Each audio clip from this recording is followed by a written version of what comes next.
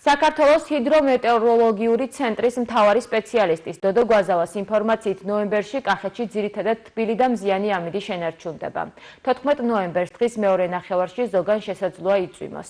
15 ნოემბერს კი კვლავ უნალექო ამინდია მოსალოდნელი, ჰაერის მაქსიმალური ტემპერატურა კი 21-23 გრადუსს მიაღწევს.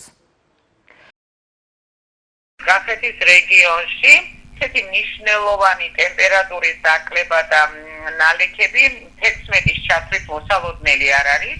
დღეს შესაძლებელია შუადღის საათებიდან დაახლოებით ესე 4 საათზე სუსტი წვიმა განვითარდეს და უფრო გაძლიერდება დასავლეთის მიმართულებით ქარი. ესე იგი, აერის მაქსიმალური ტემპერატურა დიდად ვერ დაიკლებს და მაქსიმალური ტემპერატურა როგორც გითხარით 16-ის ჩათვლით მოსალოდნელია კახეთის რეგიონში 22-დან 24 გრადუსამდე გიო. 16-ში მაქსიმალური 24-ით დაფიქსირდება ცალკეულ რაიონებში.